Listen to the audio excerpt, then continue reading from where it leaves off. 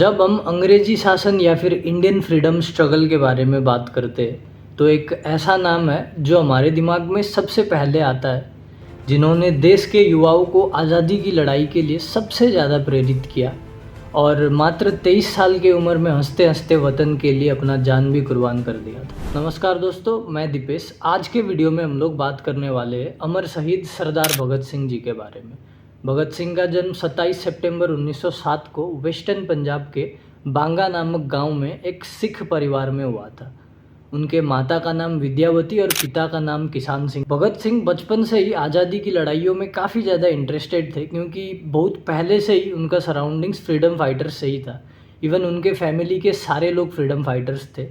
जब भगत सिंह का जन्म हुआ था उस टाइम पे उनके पिताजी और उनके चाचा कुछ रेवोल्यूशनरी एक्टिविटीज़ के कारण जेल में थे। भगत सिंह के बचपन का एक बहुत ही मज़ेदार किस्सा है। एक बार जब उनके पिताजी खेत में काम कर रहे थे, फिर भगत सिंह वहाँ पे जाके उनके पिताजी से पूछते हैं कि पिताजी आप क्या कर रहे हो। फिर उनके पिताजी बोलते हैं कि बेटा मैं आम का बीज बो रहा हूँ, ये कुछ टाइम पे बड़ा होगा, फिर इससे हमें बहुत सारा फल मिलेगा। ये बात सुनकर भगत सिंह सीधा घर के अंदर जाते। घर में जाके वो बंदूक निकाल के आके पिताजी को देते और बोलते हैं कि आप इसको भी लगाइए, ताकि कुछ टाइम बाद बहुत सारे बंदूकें होंगे जिससे हमें अंग्रेज़ों से लड़ने में सहायता मिलेगा। ये बात सुन के भगत सिंह के पिताजी बहुत ही ज़्यादा खुश हो गए थे और वो बहुत ही ज़्यादा प्राउड फील कर रहे थे, क्योंकि वो खुद एक फ्रीडम फाइटर थे। उन्होंने अपना प्राइमरी एजुकेशन लालपुर से ही कंप्लीट किया। फिर वो हायर एजुकेशन के लिए लाहौर गए। फिर लाहौर में उन्होंने एक अंग्रेजी स्कूल को ठुकरा के दयानंद एंग्लो वैदिक हाई स्कूल में अपना एडमिशन ले लिया। फिर 13 अप्रैल 1919 को जलियांवाला बाग में हुए हत्याकांड ने भगत सिंह के जीवन पे बहुत ही गहरा प्रभाव डाला। उस टाइम पे भगत सिंह सिर्फ 12 साल के थे। हुआ ये था कि उस टाइम पे रॉलेट एक्ट 1919 पास हुआ था, जिसके अकॉर्डिंग ब्रिटिश गवर्नमेंट किसी भी इंडियंस को बिना किसी ट्रायल के अरेस्ट या फिर डिटेन कर सकता था। इसका पूरे देश में विरोध उठने लगा था। फिर वैसाखी के दिन जलियांवाला बाग में बहुत सारे लोग इकट्ठा हुए थे। वो लोग वहाँ पे अपना फेस्टिवल मना रहे थे और साथ ही इसके खिलाफ पीसफुल प्रोटेस्ट भी कर रहे थे। लेकिन ब्रिगेडियर जनरल डायर ने अपने सैनिकों को उस पीसफुल प्रोटेस्टर्स के भीड़ में गोली चलाने के लिए बोला। फिर उन सैनिकों ने कंटिन्यूसली 10 मिनट से भी ज़्यादा उस पीसफुल प्रोटेस्टर्स के भीड़ में गोली चलाया, जिसमें लगभग 1000 से भी ज़्यादा लोगों का जान चला गया और 1500 से भी ज़्यादा लोग घायल हो गए थे। उन घायल और मृत लोगों में कुछ औरतें थे, कुछ बच्चे थे और कुछ बूढ़े लोग भी थे। जैसे ही भगत सिंह को इस घटना के बारे में पता चलता है, भगत सिंह अंदर से टूट जाते। फिर दूसरे दिन भगत सिंह पैदल पैदल जलियांवाला बाग पहुंच जाते। वहाँ पे जाके उनको चारों तरफ खून से सनी हुई दीवारें दिखती है, लाशें दिखती है। भगत सिंह वहाँ पे अपने साथ एक कांच का बोतल लेके जाते हैं और वहाँ पे एक मुट्ठी भर मिट्टी को अपने बोतल के अंदर डाल लेते। फिर वो वहाँ से चले जाते। वो उसी दिन प्रण लेते हैं कि वो अंग्रेज़ों को देश से निकाल फेंकेंगे। फिर इस घटना के कारण गांधी जी ने नॉन कोऑपरेशन मूवमेंट शुरू कर दिया था। उन दिनों भगत सिंह गांधी जी से बहुत ही ज़्यादा प्रभावित थे।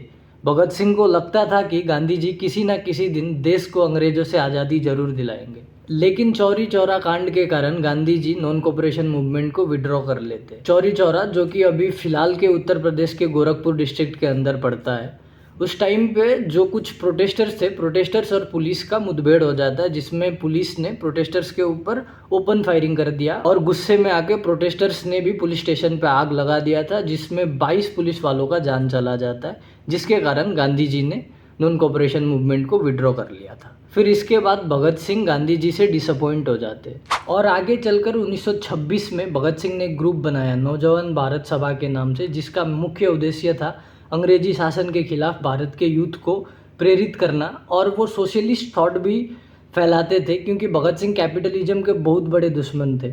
वो सीधा सीधा कहते थे कि अगर कोई आदमी गरीब या फिर गरीब किसान मजदूर वगैरह का हक खाता है, चाहे वो इंडियन भी हो, लेकिन मैं उसका बहुत बड़ा शत्रु हूँ। फिर उन दिनों और एक ग्रुप हुआ करता था HRA के नाम से, हिंदुस्तान रिपब्लिकन एसोसिएशन, जिसके फाउंडर्स थे राम प्रसाद बिस्मिल, अशफाकुल्ला खान और चंद्रशेखर आज़ाद। लेकिन ककोरी केस 1925 के बाद HRA के मेजर मेंबर्स को अरेस्ट कर लिया गया था या फिर उनको फांसी की सज़ा दी गई थी।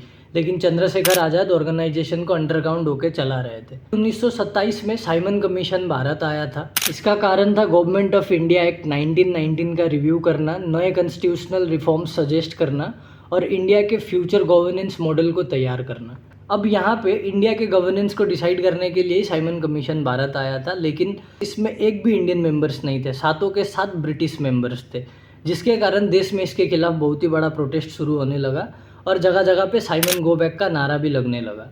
इसी प्रकार के एक विरोध प्रदर्शन में जेम्स स्कॉट के ऑर्डर से प्रोटेस्टर्स पे लाठीचार्ज किया जाता है, जिसमें लाला लाजपत राय को भी बहुत मारा जाता है और कुछ ही दिनों बाद सेवरल इंजरीज के कारण उनका डेथ भी हो जाता है। लाला लाजपत राय के डेथ का भगत सिंह को बहुत ही ज़्यादा बुरा लगता है और वो डिसाइड करते हैं कि वो उनके डेथ का बदला लेंगे और वो जेम्स स्कॉट को मार डालेंगे। फिर जेम्स स्कॉट को मारने का प्लानिंग बनता है, लेकिन जयगोपाल ही सिर्फ एक ऐसे आदमी थे जो उन ग्रुप में जेम्स स्कॉट को पहचानते थे। राजगुरु और भगत सिंह को जेम्स स्कॉट को गोली मारना था, जयगोपाल का काम था उन लोगों को आइडेंटिफाई करना, चंद्रशेखर आज़ाद उन लोगों को कवर फायर दे रहे थे और दुर्गा भाभी का काम था उन लोगों को वहाँ से भगाना। सब कुछ प्लान के मुताबिक चल रहा था। ग्रुप जाके स्टेशन के बाहर बैठ जाता है, लेकिन उस दिन वहाँ से जेम्स स्कॉट के जगह पे सॉन्डर्स बाहर निकलता है और जयगोपाल उसको ठीक से आइडेंटिफाई नहीं कर पाते और बोल देते हैं कि यही है। फिर राजगुरु जाके पहला गोली चलाते, फिर भगत सिंह 2 फायर कर देते हैं, जिसके बाद सॉन्डर्स वहीं पे मर जाता है। फिर भगत सिंह दुर्गा भाभी के साथ वहाँ से भाग जाते। भगत सिंह अपना चूल और दाढ़ी काट देते और एक जेंटलमैन की तरह ड्रेसअप करके लाहौर से कोलकाता पहुँच जाते। फिर इसके बाद चंद्रशेखर आज़ाद और भगत सिंह एक दूसरों के सोच से प्रभावित होने लगते। फिर ये दोनों डिसाइड करते हैं कि वो अपने उन दोनों ग्रुप को मिला के एक ग्रुप बनाएंगे।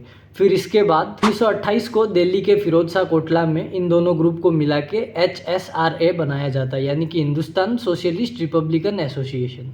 फिर 8 अप्रैल 1929 को सेंट्रल लेजिस्लेटिव असेंबली में बॉम्बिंग किया जाता है, क्योंकि उस समय पे ब्रिटिश गवर्नमेंट द्वारा 2 रिप्रेसिव बिल्स पास किए जा रहे थे, पब्लिक सेफ्टी बिल और ट्रेड डिस्प्यूट बिल। फिर उस समय पे भगत सिंह और बटुकेश्वर दत्त असेंबली के अंदर पहुंच जाते हैं और जैसे ही वहाँ पे बिल्स के ऊपर बातचीत होने लगता है, खाली जगह देख के वहाँ पे बॉम्ब गिराया जाता है। फिर जैसे ही बॉम्ब फटता है, धुआं चारों तरफ फैल जाता है और चारों तरफ भागदौड़ का माहौल हो जाता है और भगत सिंह और बटुकेश्वर दत्त जोर जोर से इनकलाब जिंदाबाद का नारा लगाने लगते और एक पैम्पलेट भी फेंकना शुरू कर देते। पैम्पलेट में लिखा था to make the deaf hear. Bhagat Singh और बटुकेश्वर दत्त वहाँ से भाग सकते थे, लेकिन वो वहाँ से नहीं भागे, क्योंकि सब कुछ भगत सिंह के प्लानिंग के मुताबिक ही चल रहा था।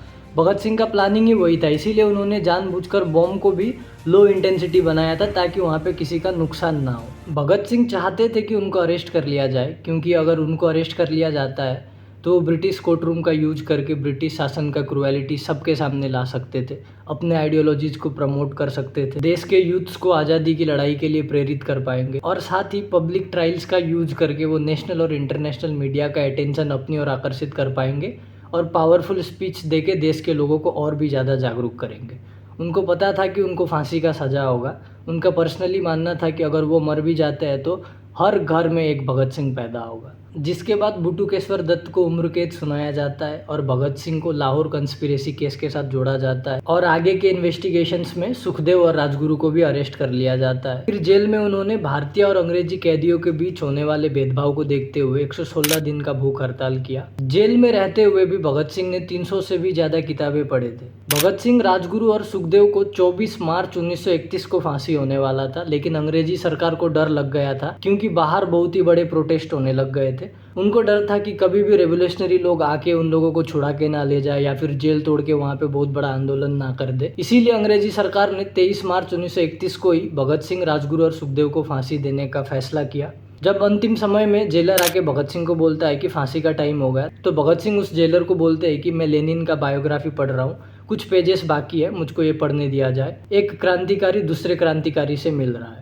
फिर जैसे ही भगत सिंह पढ़ के ख़त्म करते, वो उठ के चले जाते और तीनों मिलके इनकलाब जिंदाबाद का नारा लगाना शुरू कर देते। फिर तीनों हंसते हंसते अपने देश के लिए अपना जान कुर्बान कर देते।